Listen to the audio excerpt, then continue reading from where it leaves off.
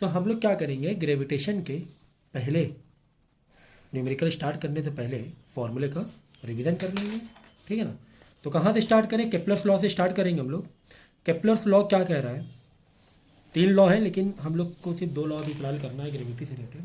पहला तो लॉ कह रहा है केप्लर्स का law of orbit, law of orbit. Okay, तो लॉ ऑफ ऑर्बिट में केप्लर्स लॉ कह रहा है कि all planets move in elliptical orbits.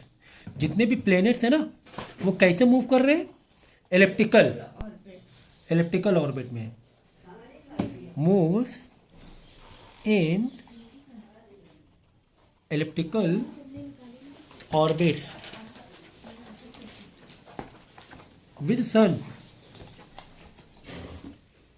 situated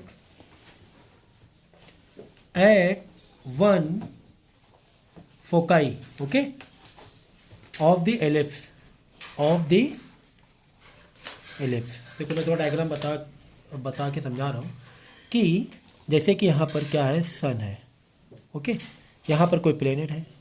तो पहले मैं इसका एक इलेप्टिकल डायग्राम बना देता हूँ तो थोड़ा सा ज़्यादा आसान रहेगा।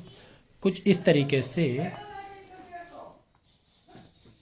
इस तरीके से ये ऑर्बिट है, इलेप्टिकल ऑर्बिट है। तो कुछ इस तरीके से जो अदर प्लैनेट्स हैं अराउंड सन के सराउंड रिवॉल्व कर रहे हैं कुछ एलिप्टिकल वे में। मतलब जैसे हम लोग बचपन में सिखाया जाता था ऐसे एक सर्कल ऐसा बना दिया, तो सर्कल वे में नहीं होता है ये, जो घूमेंगे ना ये एलिप्टिकल वे में, मतलब एक बार आएंगे बिल्कुल सन के पास, फिर दूर जाएंगे, फिर सन के पास आ रहे हैं, फिर दूर जा रहे हैं, ठीक है। ये तो पहला लॉ कह रहा है। दूसरा लॉ बहुत ज़बरदस्त कॉन्सेप्ट है सेकेंड लॉ में। सेकेंड लॉ कह रहा है law of areas. Law of areas में केप्लर्स ने क्या बताया है, केप्लर्स ने बताया है कि इक्वल एरिया स्वीप्स, क्या होता है जो प्लैनेट्स मूव कर रहे हैं, equal area sweeps in equal interval of time, in equal interval of time, ठीक है, ये बताया सेकेंड लॉ में, लॉ ऑफ एरिया। अब इसका मतलब क्या, मैं इसी डायग्राम में बता रहा हूँ। इसका मतलब ये हुआ, इसका मतलब ये हुआ कि समझो कोई प्लेनेट यहाँ से यहाँ तक पहुँचा, ओके, और सन से हम क्या ले लेंगे, स्वीप करने से नहीं, गली की सुई। तो ये कुछ इस तरीके से एरिया एक स्वीप किया उसने एक एलिप्टिकल सरफेस में, अगर हम अज्यूम करें तो ये एरिया क्या किया, स्वीप किया, ठीक है ना। एक एक एक इक्वल इंटरवल टाइम, मतलब समझ लो कि ये 1 आवर है, या 1 आवर नहीं कहेंगे, समझो कि ये 3 मंथ्स है, समझो ये 3 मंथ्स में इस प्लेनेट यहाँ से यहाँ गया, ठीक है। और ठीक इसी तरीके से 3 मंथ्स में यहाँ से यहाँ, देखो ये थोड़ा सा, अगर ये आप इसका थोड़ा सा गौर करोगे, ये जो दिख रहा है ना कर्व सरकम, फिर यहाँ पे कम है यहाँ पे ज़्यादा है, लेकिन दोनों में टाइम सेम है, दोनों में टाइम सेम है। अगर मैं कह रहा हूँ यहाँ पे 3 मंथ्स है तो ये भी 3 मंथ्स है, तो यहाँ, हाँ, यहाँ पर जो कर्व आप देखोगे थोड़ी ज़्यादा जैसी दिखाई देगी, ठीक है। मतलब अगर आप लीनियर, थोड़ा लीनियर वेलोसिटी में अज्यूम करोगे, यहाँ पर ज़्यादा हम तेज़ दौड़े हैं क्योंकि ये कर्व ज़्यादा है, ठीक है, यहाँ पर कम दौड़े हैं, लेकिन एरिया सेम है, एरिया सेम है, क्योंकि थोड़ा सा ब्रॉड हो रहा है ना, क्योंकि एरिया सेम करना था उसे, तभी तो यहाँ पे ज़्यादा बड़ा चक्कर लगाया, क्योंकि यहाँ पे लेंथ ज़्यादा मिल रही थी। अगर तुम एक पिज़्ज़ा ले लो, पिज़्ज़ा का ऐसे पतला सा टुकड़ा काटो, वजन करो, और इतना बड़ा टुकड़ा काट के वजन करो। अब इतना पतला काटोगे इधर से तो उतना तो वेट बराबर नहीं आएगा ना, थोड़ा सा चौड़ा टुकड़ा यहाँ से काटना पड़ेगा, क्यों, क्योंकि यहाँ पर कम रेडियस मिल रहा है, यहाँ पे रेडियस कम मिल रहा है, तो चौड़ा काटो। तो अगर ये चौड़ा, लाइक थोड़ा सा ब्रॉड काटने के लिए, ब्रॉड एरिया कवर करने के लिए, तो यहाँ पर वेलोसिटी थोड़ी तेज़ इसे करनी पड़ेगी ना। ये पाथ है ना, ये पाथ तेज़ी से कवर करना पड़ेगा, क्यों, क्योंकि कह रहे हैं क्या, इक्वल एरिया सेव करना है, उसी टाइम पे क्या करना है, equal time same, area same, तो क्या करना पड़ेगा, वेलोसिटी को भगाओ तेज, कुछ तो भगाना पड़ेगा ना। तो कहीं ना कहीं यहाँ पर इसकी जो रिवॉल्विंग की वेलोसिटी हो रही, जो चक्कर लग रहा है वो तेज़ लग रहा है, हाँ ठीक है, तेज़ लग रहा है compare to this, but equal interval of time. तो वही ना, एरिया बराबर करना था, इसलिए यहाँ पे तेज़ उसे भागना पड़ा। तो ये कह रहा है second law, law of areas, कि इक्वल एरिया स्वीप करेगा in equal interval of time, ठीक है। चलो थर्ड लॉ भी बता देते हैं, लॉ ऑफ पीरियड है। लॉ ऑफ पीरियड में क्या कह रहे हैं, ठीक है। तो लॉ ऑफ पीरियड में क्या कहा जा रहा है कि टी का square is equal to are का क्यूब, ये रेशियो रहता है, ये रेशियो रहता है किनके बीच में, for all planet, for all planets, okay, for all planets for same central body, ये ध्यान रखना, मतलब सन है तो सन के सराउंडिंग जो भी प्लेनेट उन्हीं के लिए, कोई और प्लेनेट की बात नहीं कर रहे हैं यहाँ पे। तो रेशियो क्या रहेगा, टाइम और रेडियस, उसका रेडियस में टी का स्क्वायर बाई आर का cube for same central body, ठीक है। तो एक ये याद कर लेना, ठीक है। इसके बाद नेक्स्ट हम लोग पढ़ेंगे यूनिवर्सल लॉ ऑफ ग्रेविटेशन।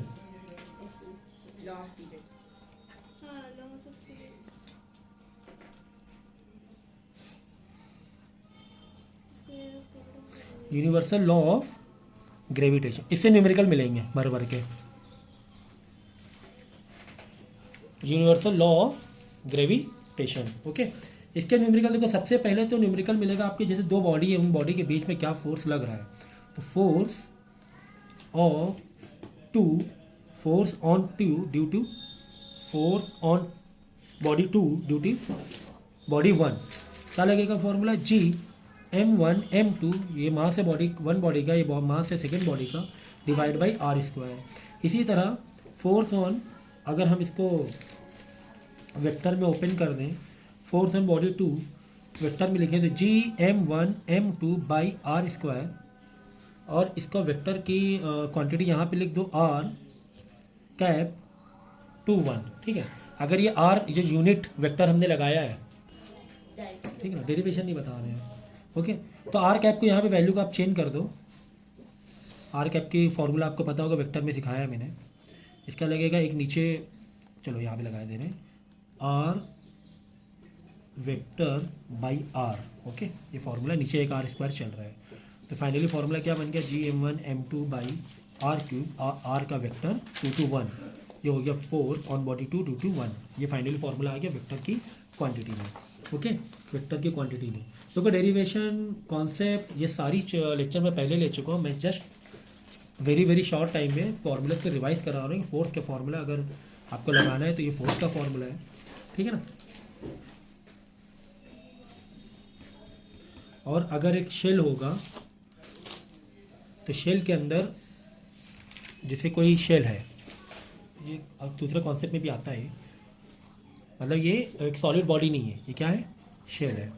तो शेल के बाहरी जो, जैसे एक रिंग टाइप समझ लो, पूरा जो मास होगा वो सेंटर में आके कॉन्सेंट्रेटेड हो जाएगा, तो ये हो जाएगा m1, यानी पूरे जो बाहर रिंग का शेल का जो मास है, एक हॉलो स्फीयर है, ठीक है, वो कहाँ पे आके लग जाएगा, सेंट्रल में लग जाएगा, उसे m1 कह देंगे।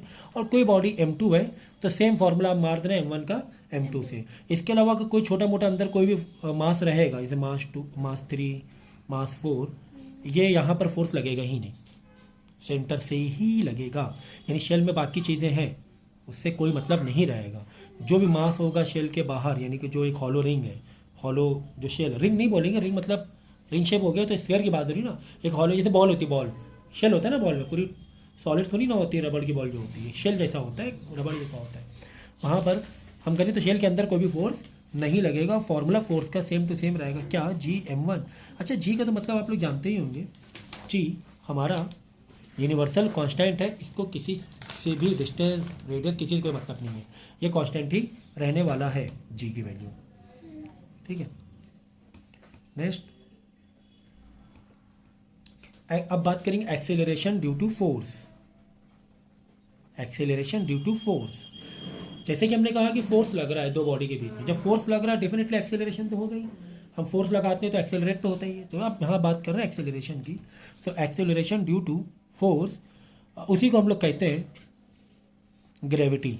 ड्यू टू फोर्स होना चाहिए, ग्राफ लिखा है ग्रेविटी, उसी को हम लोग क्या बोलेंगे, ग्रेविटी बोलेंगे। वो जो अट्रैक्शन है, वो जो एक्सेलरेशन है, जो फोर्स की वजह से लग रहा है, कौन सा फोर्स, दो बॉडी के मास के बीच का फोर्स, ठीक है ना, दो बॉडी के मास के बीच में जो फोर्स लग रहा है, जो अट्रैक्शन लग रहा है, उसकी वजह से एक्सेलरेशन हो रहा है, उसी को हम लोग एक्सेलरेशन नहीं कहेंगे, हम लोग ग्रेविटी कहेंगे उस प्लेनेट की, ठीक है। तो इसमें कई अलग अलग फॉर्मूले हैं। तो at the surface, at the एक पर्टिकुलर हाइट पर एट सरफेस, अगर एट सरफेस है यानी कि कोई प्लेनेट या अर्थ से मान लो अगर अर्थ के सरफेस में, तो उसका जो फॉर्मूला होता है जी इज इक्वल टू एक्सेलरेशन जो होता है वो होगा मास ऑफ बॉडी अर्थ, यानी जिस सरफेस में हो जिस प्लेनेट के, तो ऐसे अर्थ में तो अर्थ अपॉन रेडियस का, यानी उस अर्थ का ही रेडियस का स्क्वायर। ओके, और जब हम इसको सॉल्व करेंगे, जी की वैल्यू रखेंगे, मास रखेंगे अर्थ का और अर्थ का रेडियस रखेंगे, इसको सॉल्व करते हैं तो ये आ जाएगा 9.81 मीटर पर सेकेंड स्क्वायर। ओके, ठीक है ना। तो ये थोड़ा अर्थ से ही जाएंगे हम लोग, ठीक है। कॉमन अलग अलग प्लेनेट में अलग अलग हो जाए क्योंकि मास अलग होगा, उनका रेडियस अलग होगा। फिलहाल थोड़ा अर्थ के पॉइंट ऑफ व्यू से ज़्यादा कॉन्सेंट्रेट कर रहे हैं जी का फॉर्मूला, बट ये एनी प्लेनेट के लिए है, कोई भी प्लेनेट के लिए। फिलहाल हमने यहाँ अर्थ का लिखा है 9.81 हो जाएगा कब एट सरफेस। इसी तरह अगर कोई पर्टिकुलर हम हाइट पर जाएँ, अगर कोई हाइट पर चले जाएँ तो उसके लिए हम क्या डिनोट करते हैं, जी डैश लिख दें क्या? चलो जी डैश लिख देते हैं, याद रखना जी डैश सरफेस के ऊपर हम किसी हाइट पर जा रहे हैं तो उसका फॉर्मूला होता है हमारा जी 1 माइनस एच आर किसका, अर्थ का ही रेडियस की पावर -2। तो इसको अगर थोड़ा सा सिंप्लीफाई करेंगे, यानी कि -2 पावर है अगर एच, एक तो ये फॉर्मूला है बेसिक, लेकिन अगर हम ये मान लें कि एच मतलब बहुत ज़्यादा आप ऊपर नहीं गए हो, कंपेयर टू अर्थ के रेडियस से बहुत ज़्यादा ऊपर नहीं गए हो, 50-100 किलोमीटर के ही ऊपर हो, तो क्या करिए थोड़ा सा इस फॉर्मूले का एक ईजी वर्जन हम लिख देंगे। तो ये सब याद कर लेना फॉर्मूले, क्योंकि डेरिवेशन तो मैं करा चुका हूँ पहले ही। तो 1 माइनस 2h अपॉन अर्थ का रेडियस, ये कब के लिए, जब हाइट बहुत ज़्यादा ना हो, जब हाइट बहुत ज़्यादा ना हो तो ये इजी वाला ही फॉर्मूला लिख लो ना, क्या ज़रूरत है इतना बड़ा पावर माइनस लगाने की, इतनी ज़रूरत नहीं है, तो आप यही वाला फॉर्मूला लिख लेंगे। ये तो हो गया एट हाइट पर। ठीक इसी तरह तो यहाँ पे जी डैश बोला है, ठीक इसी तरह तीसरा एक इक्वेशन बन सकता है, तीसरा एक फॉर्मूला बन सकता है जब हम अर्थ के अंदर जा रहे हैं, डेप्थ में जा रहे हैं, तो क्या इसे बोले, क्या हम इसे जी डबल डैश बोल दें? तो जी सरफेस के लिए, जी डैश एक हाइट के लिए और जी डबल डैश हम डेप्थ में जा रहे हैं, ठीक है, नीचे जा रहे हैं। तो जी बाहर जी क्या है, जी 9.8 ग्रेविटी अर्थ की, 1 माइनस डी रेडियस किसका, अर्थ का ही।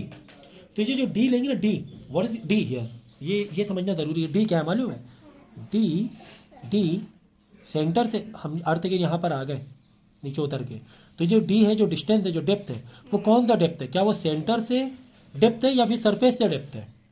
जो डी हम लिखोगे डिस्टेंस लिखोगे अर्थ में, इसे हम 200 किलोमीटर नीचे चले गए, सरफेस से नीचे चले गए, तो ये जो डी लेंगे 200 किलोमीटर इधर से लेंगे, सेंटर से लेंगे, सेंटर मतलब 6400 किलोमीटर, ये हो गया रेडियस ऑफ अर्थ, ये पूरा रेडियस हो गया।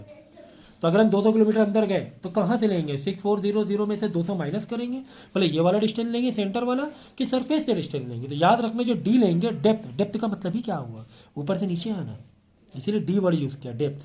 तो हमेशा डेप्थ सरफेस से ही लेंगे, डेप्थ वाला डिस्टेंस कहाँ से लेंगे, सरफेस से। अगर बोला है कि सेंटर से हम 2000 किलोमीटर ऊपर गए, अर्थ के सेंटर से कहाँ गए, 2000 किलोमीटर सरफेस की तरफ गए, 2000 किलोमीटर कहाँ गए, कहाँ से, सेंटर से, तो 2000 किलोमीटर डी नहीं लेंगे, तो हम क्या करें, 6400 टोटल रेडियस होता है, उसमें 2000 माइनस कर देंगे, मतलब यहाँ से 2000 जाना, मतलब यहाँ से 4400 डिस्टेंस लेना टोटल, अगर 6400 किलोमीटर है।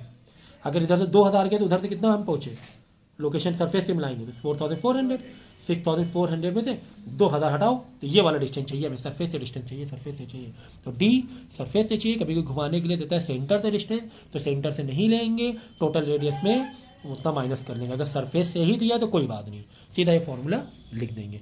तो ये 3 फॉर्मूले हैं, इस पर न्यूमेरिकल काफ़ी न्यूमेरिकल्स आते हैं, ये 3 फॉर्मूले से, यानी कि आपको एक्सीलरेशन या ग्रेविटी बताना है और प्लस इससे, बस बहुत ज़्यादा नहीं है। इसके बाद थोड़ा बहुत आपका पोटेंशियल एनर्जी है, उससे कुछ न्यूमेरिकल्स आते हैं। तो नेक्स्ट फार्मूला हमारा ग्रेविटेशनल पोटेंशियल एनर्जी पर, कि 2 बॉडी, हमें पता है कि 2 बॉडी आपस में क्या होती हैं, अट्रैक्ट होती हैं, इनके पास मास होता है, 2 हो, 3 हो, 4 हो, जैसे यहाँ पर m1 है, यहाँ पर m2 है, यहाँ पर m3 है, ये आपस में अट्रैक्ट हो रही हैं। तो जब एग्जाम्पल के तौर पे इसे कोई बॉल हमने ऊपर फेंका, अब वो जब ऊपर जाके रुक जाती है, ऊपर जाके जब रुकेगी बॉल, तो वो डेफिनेटली एक पोटेंशियल एनर्जी कैरी कर लेगी ड्यू टू ग्रेविटेशनल फोर्स। वो जो पोटेंशियल एनर्जी है फिर वो कन्वर्ट होती है काइनेटिक एनर्जी में, वो नीचे बॉल आ जाती है। इसी तरह अगर कई अलग अलग प्लैनेट्स हैं तो आपस में क्या है, एक पोटेंशियल एनर्जी कैरी किए हुए हैं, पोटेंशियल एनर्जी कैरी किए हुए। अगर अगर अब पोटेंशियल एनर्जी सर ये काइनेटिक क्यों नहीं कन्वर्ट हो रहे हैं? तो कुछ ऐसा सिस्टम बना हुआ है बाय नेचर कि ये आपस में कोलैप्स नहीं हो रहा है, वरना सब कुछ खत्म ही ना हो जाए। बट पोटेंशियल एनर्जी कैरी किए हुए हैं कहीं ना कहीं। जो प्लेनेट जो सराउंडिंग जो रिवॉल्व होते हैं अपने सन से, तो वो उसका रीज़न भी वही है कहीं ना कहीं पोटेंशियल एनर्जी ही है। ठीक है ना? तो पोटेंशियल एनर्जी का कॉन्सेप्ट बहुत ईजी है।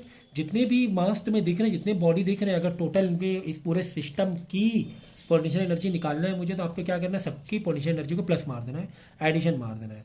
तो कुल मिला के पोटेंशियल एनर्जी का फॉर्मूला क्या होगा सर? तो potential energy is equal U is equal to minus का, माइनस क्यों? क्योंकि अपोजिट डायरेक्शन में होते हैं।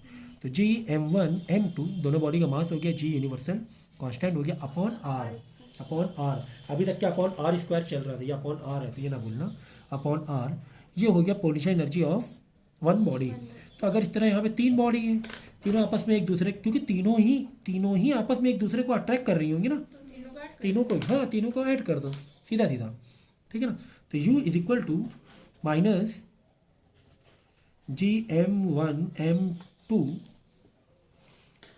m1 का टू, वन की बॉडी टू के लिए अट्रैक्ट कर रही है, तो m1 m2 अपॉन डिस्टेंस जो लेंगे, r मतलब जो डिस्टेंस लेंगे वो 1 और 2 के बीच में ही लेंगे, है ना, क्योंकि 1 और 2 की बात हो रही है ना, m1 m2 ब्रैकेट मार दो क्योंकि हम लोग प्लस कर रहे हैं, हाँ अंदर माइनस लगा रहे बात अलग है, ओवरऑल सबको एडिशन करना है, ठीक है ना। बाद में वो ब्रैकेट ओपन होगा, वो अपना मैथमेटिक्स वैसे ही ओपन होगा। तो जी m1 m3, अब 1 का 3 से हो रहा होगा अट्रैक्शन, पोटेंशियल एनर्जी कैरी कर रही होगी या स्टोर हो रही होगी, प्लस फिर जी m2 का m3 से भी हो रहा होगा। तो जितनी बॉडी है पूरे सिस्टम में, सबका पोटेंशियल एनर्जी को क्या कर देंगे, ऐड कर देंगे। अगर सिर्फ एक बॉडी होती, सोचो ज़रा सा, तो क्या सिर्फ एक लिखते हैं क्या? लॉजिक ही नहीं है एक लिखने का फिर, क्योंकि जब एक ही बॉडी, तो अट्रैक्ट ही कहाँ कर रहे हैं कोई?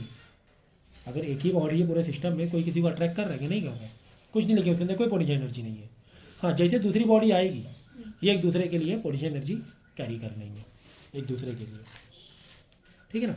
तो जितने ये आता है एग्जाम में पोटेंशियल एनर्जी पे न्यूमेरिकल्स आते हैं, ठीक है। डिस्टेंस उसी हिसाब से लेना है, जो बॉडी का, जो दो बॉडी का अट्रैक्शन आप दिखा रहे हो, जिस बॉडी की वजह से पोटेंशियल एनर्जी स्टोर हो रही, उसी के बीच का डिस्टेंस हमें लेना है, ठीक है। नेक्स्ट बात करेंगे एस्केप वेलोसिटी।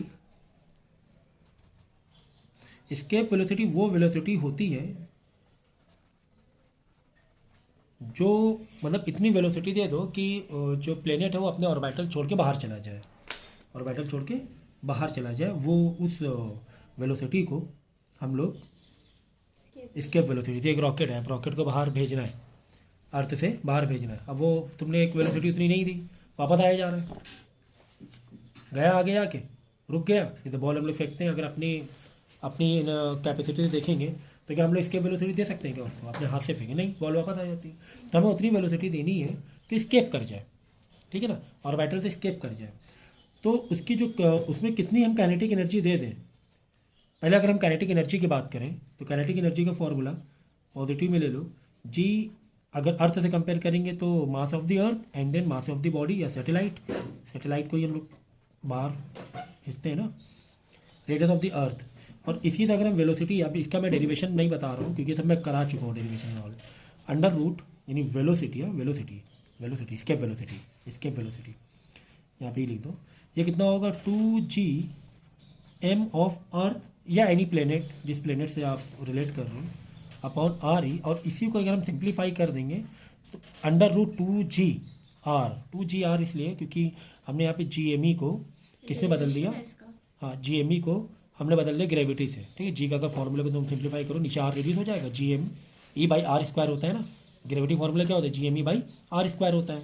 तो हमने क्या कर दिया, यहाँ पर ऊपर नीचे आर से मल्टीप्लाई कर दिया, नीचे आर का स्क्वायर हो गया, तो G M E by R square बन जाएगा जी, और एक आर ऊपर बच जाएगा। समझ गया ना भाई? अब ये डेरिवेशन के वीडियो आप मैंने किए हुए पहले ही सब देखे ना, फिलहाल फॉर्मूले ही बता रहा हूँ मैं। ये हो गया स्केप वेलोसिटी का फॉर्मूला, ठीक है। अब हम बात करेंगे सैटेलाइट मोशन की, कि सैटेलाइट जो अपने जैसे अर्थ के चारों तरफ घूम रही, तो उसके अंदर कितनी काइनेटिक एनर्जी है, ठीक है ना। तो के E is equal to positive में G M mass of the earth and the mass of the satellite upon 2r, और जो r रहेगा किसका, रेडियस किसका रहेगा, ऑर्बिट का, है ना। ऑर्बिट जैसे कि ये अर्थ है, सैटेलाइट ऐसे ऑर्बिट ऐसे चारों तरफ अर्थ के घूम रही है, तो ये जो रेडियस जो r लेंगे ना, r, ये r क्या लेंगे, अपने अर्थ के सेंटर से इस ऑर्बिटल से डिस्टेंस लेंगे, कहाँ, सेंटर ऑफ द अर्थ से, ये हो जाएगा r, ठीक है ना। अगर इसी को थोड़ा सा हम ब्रेक कर दें, इसे r को कैसे ब्रेक कर सकते हैं, height plus radius of the अर्थ, ऐसे भी तो ब्रेक कर सकते हैं। कैसे ब्रेक कर सकते हैं, एम ई मतलब mass of the earth, this M is for satellite mass upon, अब हमने इसको ब्रेक कर दिया, इस आर को ब्रेक कर दिया, किसने ब्रेक कर दिया, इस पूरे आर को 2 में ब्रेक कर दिया, radius of the earth and the height, है ना।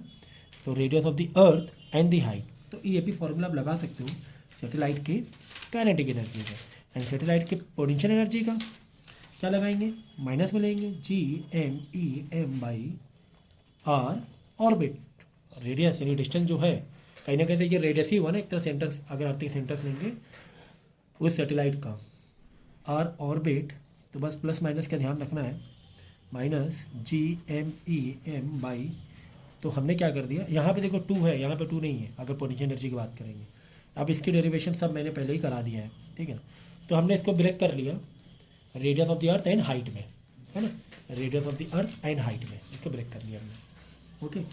तो टोटल एनर्जी क्या करो, टोटल एनर्जी तुम प्लस कर दोगे तो टोटल एनर्जी का फॉर्मूला लिख दो कि इसके अंदर जो टोटल एनर्जी है वो आप सीधा सीधा ऐसे लिख सकते हो 2gm, क्योंकि मास ऑफ द अर्थ हम ले ही रहे हैं, GMEM 2RE + H, ये हो गया total energy of satellite, okay. ये सारे फॉर्मूले आप लोग को अच्छे से रिवाइज करना है, और डेरिवेशन देखना है तो पुराने जो मेरे वीडियोस हैं उसमें आप डेरिवेशन इनकी देख सकते हो।